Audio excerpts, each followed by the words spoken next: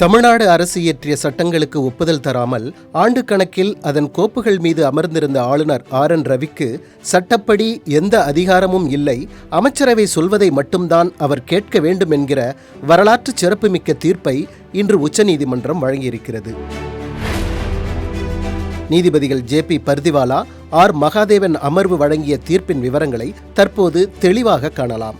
சட்டப்பேரவையில் ஒரு சட்டத்தை இயற்றி அதை முதன்முறையாக ஆளுநருக்கு அனுப்பிய பிறகு ஆளுநர் அதற்கு ஒப்புதல் அளிக்காமல் நிறுத்தி வைக்கிறார் எனில் அவர் அரசியல் சட்டப்பிரிவு 200 கூறப்பட்டுள்ளவற்றை வெகு விரைவாக பின்பற்ற வேண்டும்.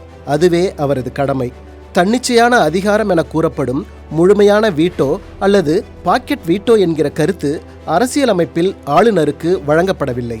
எனவே சட்டத்தின் மீதான ஒப்புதலை நிறுத்தி வைப்பதாக வெறுமனே அறிவிக்க ஆளுநருக்கு எந்த வாய்ப்பும் வழங்கப்படவில்லை. சட்டம் ஒன்று ஆளுநரால் திருப்பி அனுப்பப்பட்டு அதன் பிறகு சட்டமன்றத்தில் மீண்டும் நிறைவேற்றப்பட்டு மீண்டும் ஆளுநரின் ஒப்புதலுக்கு அனுப்பப்பட்ட பிறகு ஆளுநர் அந்த சட்டங்களை குடியரசுத் தலைவர் முடிவுக்கு விடுவதாக கூறி ஒதுக்க முடியாது. இரண்டாவது முறையாக ஒப்புதலுக்கு அனுப்பி வைக்கப்பட்ட சட்டம் ஏற்கனவே வழங்கப்பட்ட சட்டத்தை விட வேறுபட்டால் மட்டுமே விதிவிலக்காக கருதி குடியரசுத் தலைவருக்கு அனுப்ப முடியும்.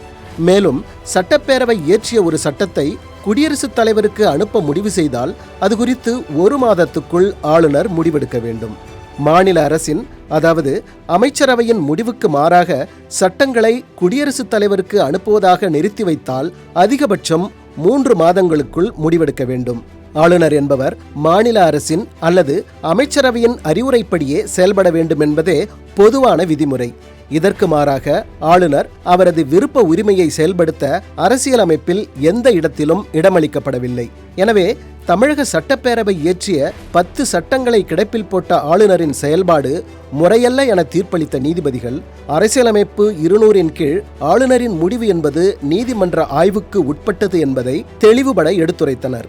மாநில சட்டப்பேரவையால் மறுபரிசீலனை செய்யப்பட்டு மறுமுறை ஏற்றி அனுப்பி வைக்கப்பட்ட 10 சட்டங்களை குடியரசுத் தலைவரின் பரிந்துரைக்காக ஒதுக்குவது சட்டவிரோதமானது எனவும் மக்களால் தேர்ந்தெடுக்கப்பட்டு மக்களின் நலத்திட்டங்களுக்காக செயல்படும் மாநில அரசின் செயல்பாடுகளுக்கு ஆளுநர் முட்டுக்கட்டையாக இருக்கக்கூடாது எனவும் கூறிய நீதிபதிகள் ஆளுநர் ஒப்புதல் அளிக்காமல் கிடப்பில் போட்டு வைத்த 10 சட்டங்கள் மீது குடியரசுத் தலைவர் எடுக்கும் எந்த ஒரு எதிர் முடிவுகளும் ஏற்றுக்கொள்ள முடியாதவை என ஆணித்தரமாக தங்களது தீர்ப்பில் தெரிவித்துள்ளனர். சட்டப்பேரவை இயற்றிய 10 சட்டங்களுக்கும் ஆளுநர் ஒப்புதல் அளிக்காமல் காலவரையின்றி கிடப்பில் போட்டு தாமதப்படுத்தியதை கருத்தில் கொண்டு அந்த 10 சட்டங்களும் ஆளுநருக்கு அனுப்பப்பட்ட போதே அவை சட்டமாக நடைமுறைக்கு வந்துவிட்டன என கூறி தமிழ்நாடு அரசு இயற்றிய 10 சட்டங்களையும் அரசியல் சட்டம் வழங்கியுள்ள உச்சநீதிமன்றத்தின் தனிப்பட்ட அதிகார பிரிவு 142 பயன்படுத்தி சட்டமாக்குகிறோம் என நீதிபதிகள் தீர்ப்பளித்துள்ளனர். ஆளுநர் என்பவர் அரசியல் சட்டத்துக்கு உட்பட்டு செயல்பட வேண்டும். அவ்வாறு செயல்படவில்லை எனில் அரசியலமைப்பின் அடிப்படையையே அவர்கள் சீர்குலைக்கிறார்கள் என்பதே பொருள் எனவும் நீதிபதிகள் தங்களது தீர்ப்பில் கடிந்துரைத்துள்ளனர்.